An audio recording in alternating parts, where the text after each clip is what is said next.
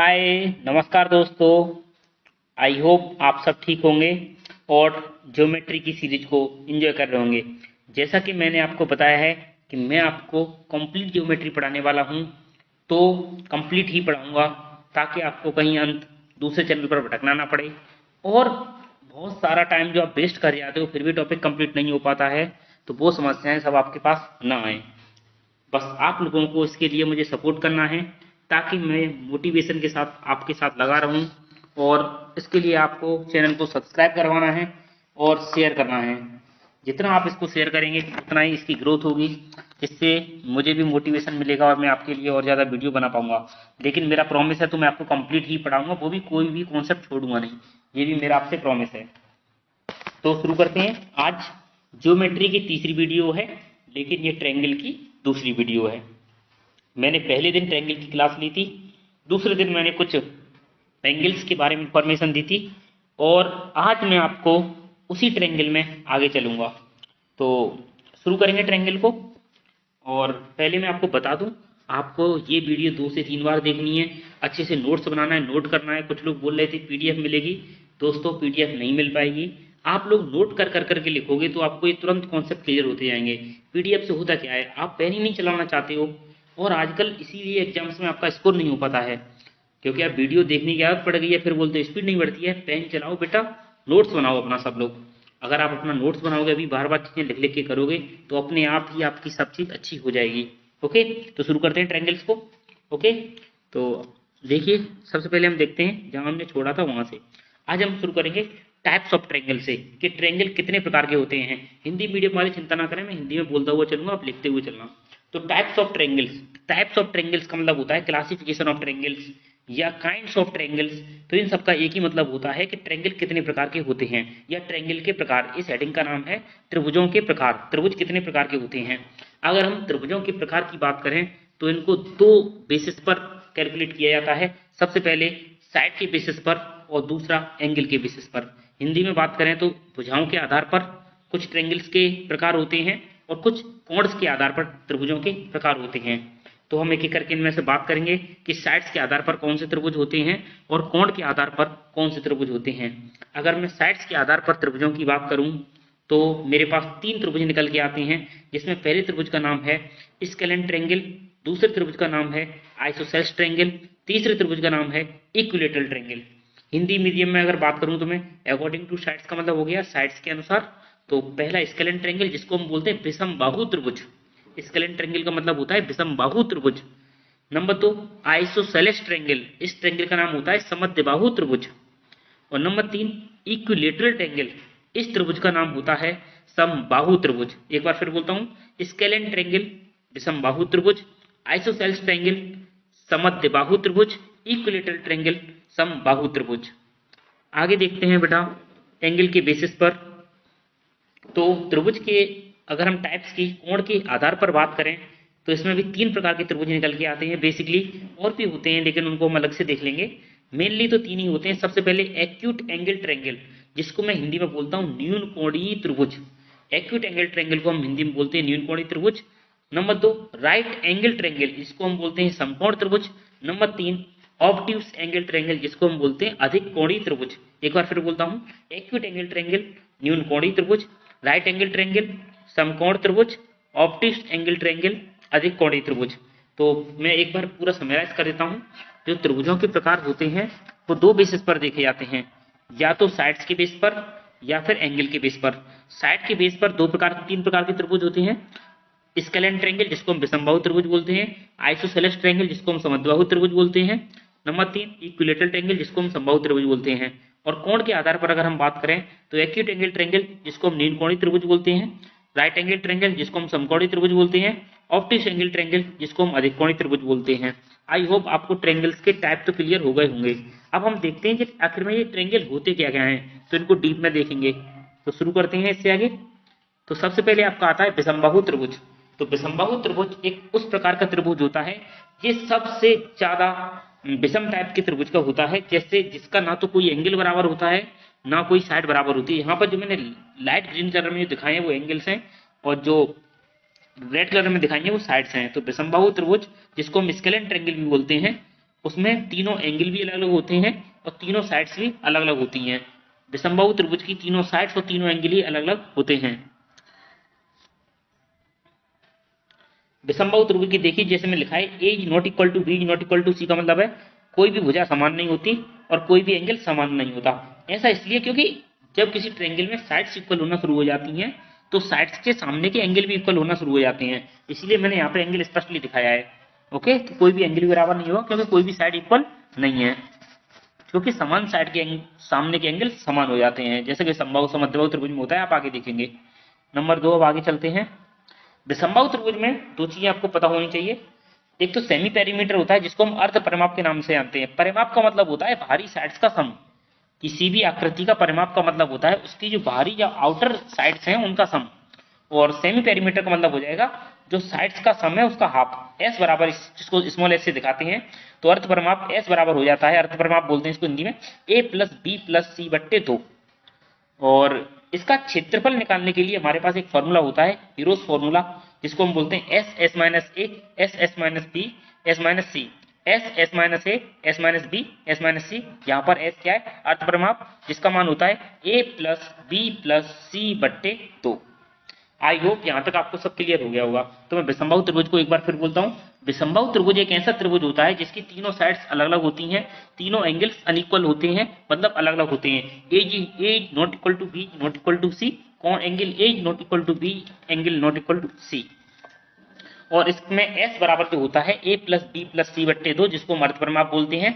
और इसका area hero formula से निकलता है, जिसको हम बोलते हैं रूट में S S minus A S minus B S minus C. Okay, अब आगे चलते हैं।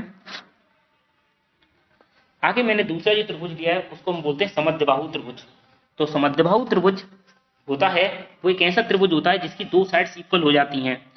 जो भी हम दो साइड्स इक्वल करेंगे उनके सामने के एंगल अपने आप ही इक्वल हो जाएंगे। जैसे मैंने इस ट्रायंगल में ए बी सी जो ट्रायंगल लिया है, इसमें ए बी भुजा को ए माना है और ए सी भुजा को भी ए माना है और साइड बी सी को मैंने बी माना है। तो दो भुजाएं ए हैं, तीसरी भुजा बी है। तो एंगल ए बी के सामने और एंगल ए सी के सामने जो एंगल हैं बी और सी, उनके मान भी आपस में बराबर हो जाएंगे क्योंकि इन दोनों साइड्स भी समान हैं। तो समद्विबाहु त्रिभुज एक ऐसा त्रिभुज होता है जिसकी दो साइड्स इक्वल होती हैं, दो एंगल इक्वल होते हैं और दो एंगल वही इक्वल होंगे जो दो साइड्स इक्वल हैं उनके आमने सामने के एंगल। ओके, नंबर तीसरा जो हमारा ट्रायंगल है वो है हमारा समबाहु त्रिभुज, जिसको हम बोलते हैं equilateral triangle. Equilateral triangle, equilateral, lateral का मतलब होता है साइड, इक्व का मतलब होता है समान। तो जिसकी सारी साइड समान होती हैं उसको हम क्या बोलते हैं? समबाहु त्रिभुज। समबाहु त्रिभुज की सारी साइड्स एक समान होती हैं। जैसे यहाँ पे मैंने एक साइड ले ली है तो सारी साइड्स कितनी हो जाएंगी? और जब तीनों साइड समान होती हैं तो फिर तीनों एंगल भी समान हो जाते हैं। इसीलिए ट्रायंगल के टोटल एंगल्स का सम 180 होता है। जब तीनों समान है तो सारे एंगल समान हो जाएंगे तो 60-60 के हो जाएंगे। तो इक्विलेटरल ट्रायंगल या समबाहु त्रिभुज एक ऐसा त्रिभुज होता है जिसके सारे एंगल 60-60-60 के होते हैं और भुजाएं सारी समान होती हैं। ओके, इसके हम एरिया की बात, पेरीमीटर की बात और भी सारी बातें हैं उनको हम ज्योमेट्री में उसमें मेंसुरेशन में डिस्कस करेंगे। यहाँ ज्योमेट्री में ज्योमेट्री वाली चीजें, एरिया वगैरह हम सब मेंसुरेशन में डिस्कस करेंगे। विषमबाहु त्रिभुज का मैंने बता दिया है, वो थोड़ा जरूरी था इसलिए। बाकी इन सबके area, parameter, in radius, circum radius, सारी चीजों की बात हम मेंसुरेशन में करेंगे। ओके, इस समय हम ज्योमेट्री पढ़ेंगे तो ज्योमेट्री की बात करेंगे। ओके, तो कोई घबराना मत कि हमने त्रिभुज का क्षेत्रफल नहीं बताया, समबाहु त्रिभुज का ये नहीं बताया। ये सब काम मेंसुरेशन का है, क्षेत्रफल, पैरामीटर, ये सब निकालना मेंसुरेशन का काम है। यहाँ पे जो चीजें डिस्कस करने की वो सब चीजें मैं डिस्कस कर रहा हूँ और अभी तो इन पर वापस लौटूंगा मैं एक बार फिर से डिटेल में लेके कि इसमें क्या क्या चीज और है ज्योमेट्री की। इस समय मैं सिर्फ इंट्रोडक्शन दे रहा हूँ इनका। ओके, आगे चलते हैं। तो आगे देखते हैं हम एंगल के बेस पर जो हमने बताए थे तीन तरह के त्रिभुज होते हैं, न्यूनकोणीय त्रिभुज और समकोण त्रिभुज और आपका अधिकोणीय त्रिभुज। तो न्यूनकोणीय त्रिभुज कौन सा त्रिभुज होता है? जिसके सारे ही एंगल, क्योंकि ये कोण के बेस पे हम क्लासिफिकेशन कर रहे हैं, तो न्यूनकोणीय त्रिभुज वो त्रिभुज होता है जिसके सारे कोणों का मान 90 से छोटा होता है। मतलब टोटल सम तो एंगल का 180 होगा। इसमें न्यूनकोणीय त्रिभुज में भी तीनों कोणों का सम होता तो 180 है, लेकिन कोई भी एंगल 90 से बड़ा या 90 के बराबर नहीं होता। सारे ही एंगल 90 से छोटे होंगे। इसका हम बोल सकते हैं कि जो इक्विलेटरल ट्रायंगल होता है या समबाहु त्रिभुज वो एक न्यूनकोणीय त्रिभुज होता है, क्योंकि उसमें सारे ही एंगल 90 से छोटे होते हैं। जरूरी नहीं है आप समबाहु त्रिभुज लो, कोई और भी ऐसा त्रिभुज दे सकते हो जिसमें सारे एंगल 90 से छोटे हैं। इक्विलेटरल ट्रायंगल में सारे बराबर होते हैं, इसलिए आसान एग्जाम्पल है। आप ऐसे भी ले सकते हो 40 और 40 वाला 70 वाला, और फिर कितना बचेगा 7 और 4 11 और 7 18 तो वो भी आप ले सकते हैं, वो भी न्यूनकोणीय त्रिभुज होगा अगर सारे एंगल 90 से छोटे हैं तो। ओके, तो न्यूनकोणीय त्रिभुज एक ऐसा त्रिभुज होता है जिसमें सभी कोणों का मान 90 से छोटा होता है। आप देखते हैं समकोण त्रिभुज। जिस प्रकार मैंने बताया कि न्यूनकोणीय त्रिभुज वह त्रिभुज होता है जिसमें सभी कोणों का मान 90 से छोटा होता है, उसी प्रकार समकोण त्रिभुज एक ऐसा त्रिभुज होता है जिसमें किसी एक कोण का मान 90 होता है, जिसको हम बोलते हैं राइट एंगल। तो समकोण त्रिभुज में जहां पर बेस और परपेंडिकुलर मिल रहे होते हैं वो वाली साइड पर 90 डिग्री एंगल बनता है, और 90 डिग्री के सामने हमेशा कर्ड होता है जिसको हम इंग्लिश में हाइपोटेनियस बोलते हैं। तो ये वाली साइड कर्ड है इसमें, जो मैंने ट्रायंगल बना दिए तो, और इसी को मैं क्या बोलता हूँ, हाइपोटेनियस। ओके, तो 90 के सामने की वजह हमेशा हाइपोटेनियस होती है। तो समकोण त्रिभुज वह त्रिभुज होता है जिसमें एक कोण का मान कितना होता है, 90 डिग्री। अब अधिकोणीय त्रिभुज की बात करेंगे। जैसे कि मैंने बताया न्यूनकोणीय त्रिभुज में सारे ही कोण 90 से छोटे होते हैं। समबाहु त्रिभुज में एक कोण 90 के बराबर होता है, उसी प्रकार अधिकोणीय त्रिभुज में किसी एक कोण का मान 90 से बड़ा होगा। तो मैंने यहाँ पे दिखाया हुआ है, देखो ट्रायंगल में एबीसी में कोण ए का मान 130 है जो कि 90 से बड़ा है, तो एबीसी एक अधिकोणीय त्रिभुज हो जाएगा। ओके, तो मैंने सारे बता दिए, एक बार मैं इनको समराइज करता हूँ।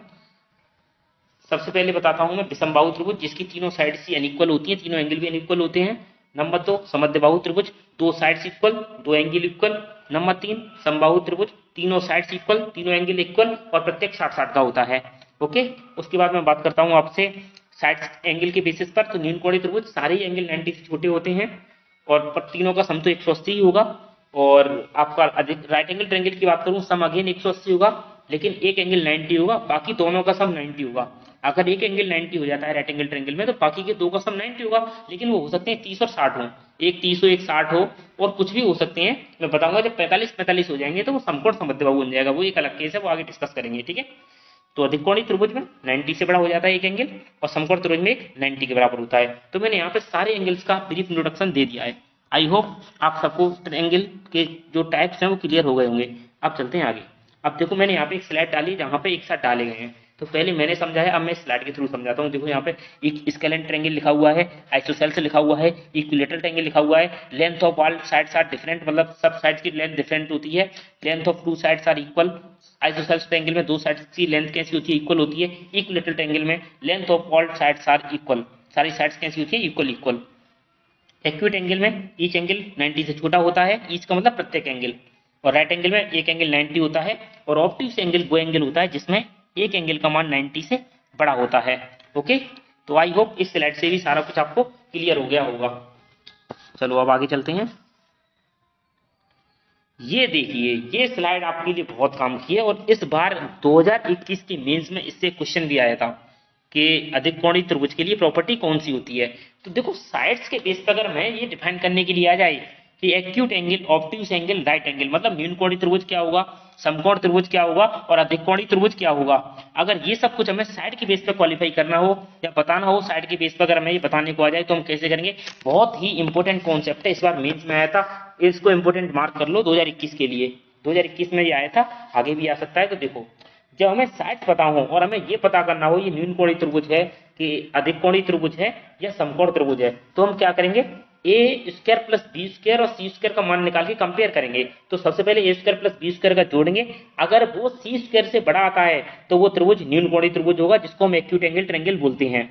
अगर दोनों साइड्स का सम छोटी छोटी का तीसरी साइड जो सबसे बड़ी साइड्स है उसके बराबर आ जाता है तो हम उसको क्या बोलते हैं, समकोणीय त्रिभुज, राइट एंगल ट्रायंगल। इसी थ्योरम को पाइथागोरस थ्योरम के नाम से फिर जानते हैं।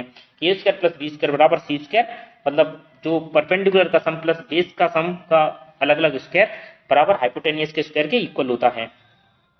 ऑब्ट्यूस एंगल में हम क्या करेंगे, दो छोटी भुजाओं का सम अगर छोटा आता है तीसरी भुजा से, मतलब तीसरी भुजा का जो स्क्वायर है वो दो छोटी भुजाओं के स्क्वायर के सम से बड़ा आता है, तो वो कौन सा हो जाएगा, अधिकोणीय त्रिभुज। तो एक्यूट एंगल के लिए दो छोटी भुजाओं के स्क्वायर का सम तीसरी भुजा से बड़ा आना चाहिए, स्क्वायर से बड़ा आना चाहिए, और राइट एंगल ट्रायंगल के लिए दो छोटी भुजाओं के स्क्वायर का सम तीसरी भुजा के स्क्वायर के बराबर आना चाहिए। दो छोटी भुजाओं के स्क्वायर का सम अगर तीसरी भुजा से छोटा आता है स्क्वायर से, तो वो आपका अधिकोणीय त्रिभुज होगा। इस स्लाइड को अच्छे से देख लेना आप लोग। इससे आगे चलते हैं। इससे आगे सबसे important triangle isosceles right angle triangle, जिसको हम हिंदी में बोलते हैं समकोण समद्विबाहु त्रिभुज। मैं लिख देता हूं यहाँ पे, समकोण समद्विबाहु क्योंकि आइसोसेलेस का मतलब क्या हो गया, समद्विबाहु, और राइट एंगल का मतलब समकोण समद्विबाहु, बहुत ही इंपॉर्टेंट है। तो समकोण समद्विबाहु त्रिभुज वो त्रिभुज होता है जिसमें एक एंगल 90 के साथ साथ उसका बेस दो भुजाएं इक्वल भी होती हैं। तो देखो मैंने यहाँ पे एक राइट एंगल दिखाया हुआ है जिसमें दो साइड्स ए हैं, तो तीसरी साइड अपने आप जब 90 डिग्री के सामने की साइड से निकालोगे तो पाइथागोरस थ्योरम लगाओगे, तो पाइथागोरस थ्योरम से अपने आप a√2 निकल आएगी। तो आइसोसेलेस राइट एंगल ट्रायंगल में दो साइड्स इक्वल होती हैं, और जब दो साइड्स इक्वल होती हैं तो एंगल भी इक्वल हो जाएंगे। एक एंगल 90 होता है, बाकी के बचे हुए दो एंगल का सम 90 होगा, तो 45 45 के हो जाएंगे। तो आइसोसेलेस राइट एंगल ट्रायंगल के एंगल जो होते हैं वो 90 45 45 होते हैं। एक एंगल 90 होता है, बाकी के तो 45 45 होते हैं, और साइड्स a√2 होती है। 90 के सामने की साइड a√2 होती है जो पाइथागोरस थ्योरम से निकलती है, बाकी की दो साइड a और a होती हैं। ओके,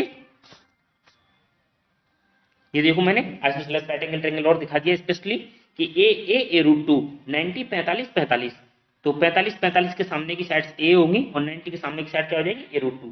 इसी को मैं आइसोसेलेस राइट एंगल ट्रायंगल के नाम से जानता हूं। आप इससे आगे चलते हैं डीप ज्योमेट्री। वैसे हम कल से स्टार्ट करेंगे, लेकिन थोड़ा सा मैं आज यहाँ पर इंट्रोडक्शन देना चाहता हूँ ताकि आप कल के लिए प्रीपेयर रहें, कल क्या पढ़ाया जाना है। तो देखो समबाहु त्रिभुज में अब हम इसके क्षेत्रफल की, पेरीमीटर की, ये सब तो बात मेंसुरेशन में करेंगे, लेकिन यहाँ पे मैं ये पता होनी चाहिए इसकी height, median, angle bisector, side perpendicular bisector. तो आज कुछ बात समझो, आज सबसे पहले इसकी भाषा समझ लो आप ये होती क्या है। सबसे पहले तो समझो एल्टीट्यूड। एल्टीट्यूड क्या होती है? एल्टीट्यूड का मतलब होता है हाइट, और हाइट को हम हिंदी में बोलते हैं ऊंचाई। तो अगर मैं आगे से एल्टीट्यूड वर्ड यूज करूं या हाइट वर्ड यूज करूं तो इसका मतलब हिंदी वाले समझ लो ऊंचाई होता है। एल्टीट्यूड का मतलब भी ऊंचाई होता है, हाइट का मतलब भी ऊंचाई होता है। कुछ लोग पूछेंगे एल्टीट्यूड भी ऊंचाई होता है, हाइट भी ऊंचाई होता है। देखो एल्टीट्यूड और हाइट में थोड़ा सा अंतर होता है। हाइट नॉर्मल होती है और एल्टीट्यूड समुद्र तल से जो ऊंचाई नापते हैं उसको हम एल्टीट्यूड बोलते हैं। कभी तुम जाना, कभी रेलवे स्टेशन पर लिखा देखना, तो वहां पे हाइट नहीं एल्टीट्यूड लिखा होता है। तो एल्टीट्यूड का मतलब होता है समुद्र तल से ऊंचाई। तो और मीडियन का मतलब होता है माध्यिका। मीडियन जब वर्ड में यूज करूं इसका मतलब होता है माध्यिका। ओके, और एंगल बाइसेक्टर का मतलब होता है कोण समद्विभाजक। एंगल बाइसेक्टर का मतलब होता है कोण समद्विभाजक। और साइड परपेंडिकुलर बाइसेक्टर का मतलब होता है कि साइड को भी बाइसेक्ट करेगा और 90 डिग्री एंगल बनाएगा। ठीक है, तो एल्टीट्यूड का मतलब होता है ऊंचाई, और जिसको हम हाइट बोलते हैं। मीडियन का मतलब होता है माध्यिका, जो सामने वाली साइड्स को दो इक्वल पार्ट्स में डिवाइड करती है। एंगल बाइसेक्टर जो कोण को दो पार्टों में विभाजित करता है। तो और साइड परपेंडिकुलर बाइसेक्टर, साइड पर परपेंडिकुलर 90 डिग्री, परपेंडिकुलर का मतलब होता है लंब, तो साइड पर लंब भी होगा और बाइसेक्ट भी कर रहा होगा। बाइसेक्ट करने का मतलब होता है दो भागों में काटना। बाइसेक्ट करने का मतलब होता है दो भागों में काटना।